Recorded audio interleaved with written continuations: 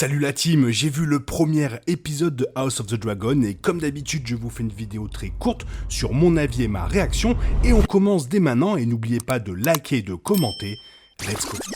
Petit message avant de commencer réellement cette vidéo, on est plus de 4000 sur la chaîne, oui plus de 4000, merci énormément à tous ceux qui se sont abonnés et bonne vidéo.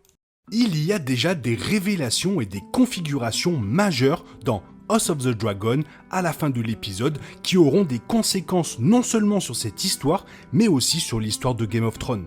Le premier de ce que HBO espère être le départ d'autres projets sur Westeros, House of the Dragon a fait ses débuts 3 ans après la fin de Game of Thrones et a défini son statut non seulement comme un successeur mais aussi comme une série qui se taillera son propre héritage.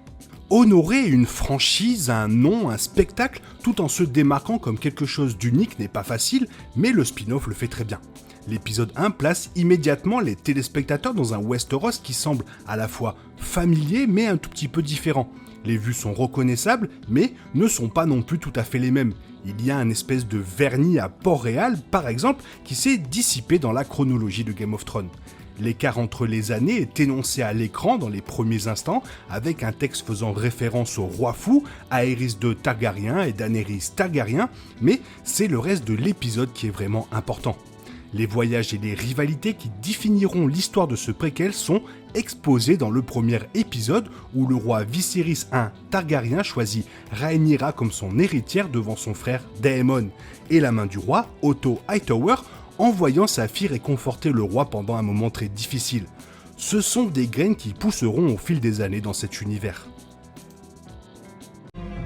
Rhaenyra Targaryen, Princess of Dragonstone, and heir to the Iron Throne. Alors pourquoi Viserys choisit Rhaenyra comme héritière et ce que cela signifie ?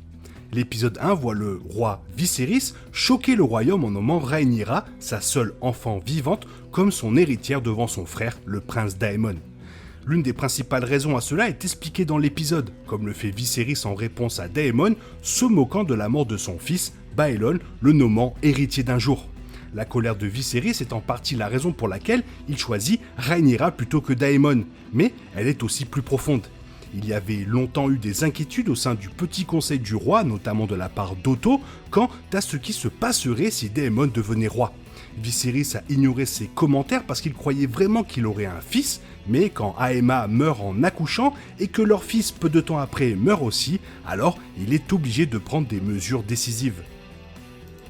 Généreusement, on pourrait même supposer qu'il a préféré sa fille à Daemon à cause de la façon dont lui-même est devenu roi.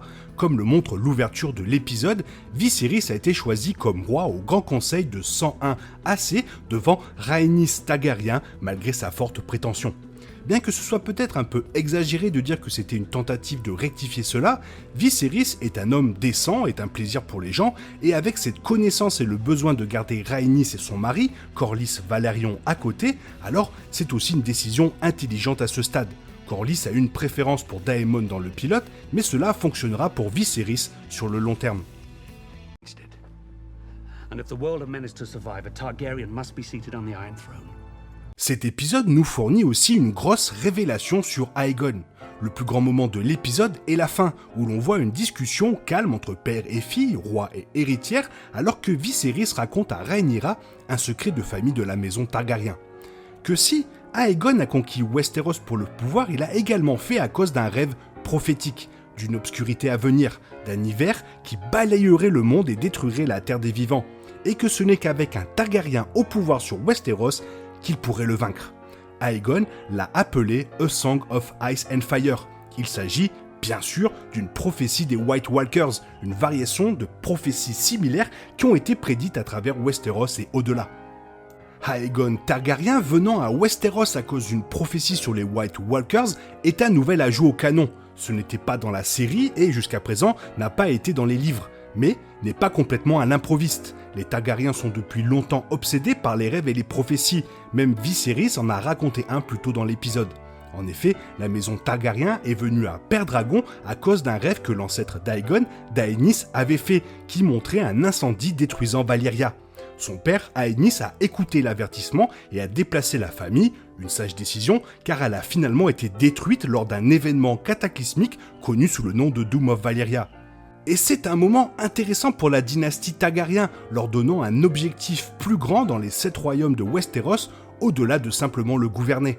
Certes, cela ajoute plus de poids aux White Walkers et au Night King, et la prophétie d'Aegon s'est réalisée. D'une certaine manière, un Targaryen n'était pas sur le trône de fer, mais l'un s'est déclaré reine et l'autre avait une revendication assez forte. Ensemble, Daenerys Targaryen et Jon Snow ont joué un rôle clé dans la défaite de la menace, même si c'est Arya qui a tué le roi de la nuit dans Game of Thrones. Cela pourrait bien se dérouler différemment dans les livres. Il y a de fortes chances qu'un Targaryen soit sur le trône de fer au moment où la menace des autres doit être entièrement traitée, et qu'il peut également confirmer la vérité derrière la conquête de Westeros par Aegon. Quel est le plan d'Otto ? Otto Hightower est immédiatement l'un des personnages les plus fascinants de House of the Dragon, car il est la main du roi. On peut voir clairement quelque chose d'un Tywin Lannister, mais ressemble peut-être plus à un Littlefinger, quelqu'un qui fera tout ce qui est nécessaire pour être en avant. Dans cet épisode, il envoie sa fille, Alicent, dans la chambre d'un roi en deuil. Viserys n'a pas perdu sa femme depuis longtemps, mais c'est Westeros, et il est encore relativement jeune. Comme Otto le sait, on s'attendra à ce qu'il se remarie. Et qui de mieux pour Otto que sa fille ? Cela lui donnerait encore plus de pouvoir et d'influence sur le roi Viserys. Et plus encore, quand ce qui l'attend, c'est un petit-fils, présumé, qui prendra peut-être la place sur le trône de fer. Alicent est beaucoup plus jeune que Viserys, mais elle a été élevée à la cour dans l'espoir qu'elle se marierait pour le pouvoir et le statut. Otto n'a peut-être pas envisagé d'être le roi, mais c'est une occasion en or pour lui qui montre à quel point certains pères utiliseront volontiers leur fille. Où va Daemon Targaryen ? Le roi Viserys peut vouloir que Daemon retourne auprès de sa femme, Rhea Royce, mais le prince n'a aucune envie de le faire. Au lieu de cela, il retournera probablement à Dragonstone, la maison ancestrale des Targaryens. Il y a plus du voyage de Daemon qui peut être apporté des livres, dont une grande partie serait logique de suivre. Sans entrer dans trop de spoilers, cela impliquera quelques batailles et faire équipe avec Corlys Valerion. Mais le plus important sera ce qui lui arrive ensuite en termes d'histoire à Port-Réal. Il n'a pas le même statut qu'autrefois, ni la faveur du roi, mais il n'en est pas moins un prince avec de nombreux fidèles. L'amertume ici ne devrait que croître en l'absence de Daemon, faisant de son retour éventuel une affaire encore plus importante, alors que nous attendons avec impatience la suite des épisodes. Voilà, c'était un très bon premier épisode, j'ai vraiment hâte de voir la suite, ça met vraiment en place toute l'histoire et c'est vraiment très sympa. Toi, qu'est-ce que tu en as pensé ? Fais-le moi savoir dans les commentaires, j'aimerais bien avoir ton avis sur ce premier épisode de House of the Dragon. J'espère que la vidéo t'a plu et si la vidéo t'a plu, n'hésite pas à liker, commenter, t'abonner, à partager. Merci. Je te souhaite une bonne matinée, après-midi, peut-être une bonne soirée ou un bon week-end. Bisous bisous, hasta la vista.